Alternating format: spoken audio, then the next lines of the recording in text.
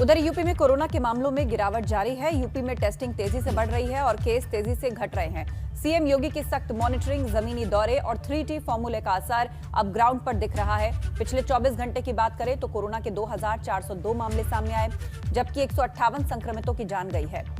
3.5 लाख से ज्यादा टेस्ट पूरे प्रदेश के अंदर हुए। इसमें लगभग 1.5 लाख RT-PCR टेस्ट हुए हैं। अब उत्तर प्रदेश में एक्टिव केसेस की संख्या 52,244 है। तो कोरोना से जुड़ी हुई 10 बड़ी बातें उत्तर प्रदेश के संदर्भ में आपको बता रहे हैं। 53 जिलों में डबल डिजिट में केसेस हैं। सिर्फ 4 जिलों में ही सैकड़ों में केस हैं। यूपी के अंदर अब तक कुल 1,73,55,000 से ज्यादा लोगों को वैक्सीन लग चुकी है। युवाओं की संख्या 16.5 लाख के पार है जिनको वैक्सीन लगी है। ज्यादा जानकारी के लिए रुक करेंगे, हमारे सहयोगी शैलेश अरोड़ा हमारे साथ जुड़ रहे हैं सीधा लखनऊ से। शैलेश, सबसे पहले तो कोरोना कर्फ्यू को लेकर क्या अपडेट है? खबर आ रही है कि इसको एक बार फिर से बढ़ाया जा सकता है। हालांकि टीम 9 की बैठक में इसका फैसला होना है और उसके साथ ही यूपी में संक्रमण की रफ्तार अब कम हुई है, आंकड़ों में साफ नजर आ रहा है। मृत्यु दर की क्या स्थिति है? देखिए, कोरोना के आंकड़ों में कमी आई है। यही वजह है कि सरकार भी मान रही है कि कोरोना कर्फ्यू एक ऐसा विकल्प है जिससे इसके संक्रमण को फैलने से रोका जा सकता है।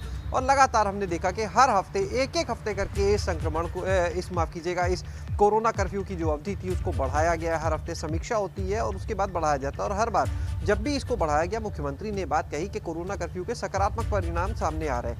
केंद्र ने अभी जो सभी राज्यों को एक पत्र लिखा है कि जो पाबंदियां हैं उनको आगे जून में भी लागू रखा जाने के संबंध में। तो देखिए, उसमें भी यही कहा गया है कि जो लॉकडाउन है या कोरोना कर्फ्यू है उसके पॉजिटिव रिजल्ट सामने आ रहे हैं। संक्रमण की जो चेन है वो टूट रही है और मंशा देखिए ये है कि पूरी तरह से इस चेन को ब्रेक किया जाए, पूरी तरह से संक्रमण को खत्म किया जाए। उसके बाद चीज़ों को वापस उस तरह से खोला जाए जैसे पहले संचालित हो रही थी, जिससे संक्रमण फैलने का खतरा ना रहे। और दूसरा, इस बार सतर्कता ज़्यादा बरतने की एक बड़ी वजह यह भी है कि जो तीसरी लहर की संभावना है, तो देखिए वो संभावना है, सुनिश्चित नहीं है। ऐसे में उन संभावनाओं को कैसे खत्म किया जा सकता है ये भी देखना होगा। माना जा रहा है कि कहीं ना कहीं ये भी एक वजह है कि अगर पहले से ही सवाल ये है कि क्या अब लोग इसके पक्षधर हैं कि एक्सटेंड किया जाए, बढ़ाया जाए कोविड कर्फ्यू को, और किन रियायतों के साथ बढ़ाया जा सकता है इस कोविड कर्फ्यू को? दिल्ली में भी कुछ तरह के ऐलान किए गए। उत्तर प्रदेश में क्या क्या छूट मिल सकती है लोगों को?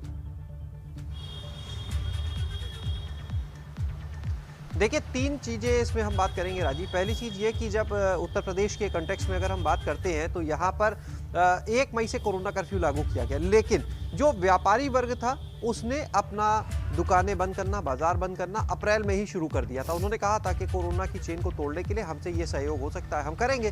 तो बाजार, पहला पॉइंट, खुद बंद करने शुरू कर दिए गए थे, यानी व्यापारी खुद साथ दे रहे थे। दूसरा पहलू अगर हम देखें, 1 मई से जब से कोरोना कर्फ्यू लागू हुआ तो सब लोगों ने उसमें लगातार साथ दिया। बाजार बंद रहे, सड़कों पर सन्नाटा पसरा हुआ साफ नजर आया। तीसरा पॉइंट अगर हम बात करें तो ये कि पिछले 15 दिन में अब वो नज़ारा नहीं दिखता है, यानी एक हफ्ते करके जो कोरोना कर्फ्यू बढ़ रहा था, अब कहीं ना कहीं लोगों को भी समस्या होने लगी है।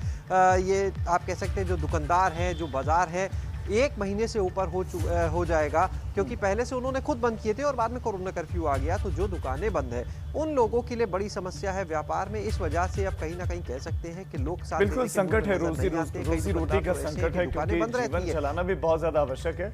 शैलेश, बहुत शुक्रिया आपका इस तमाम जानकारी के लिए। तो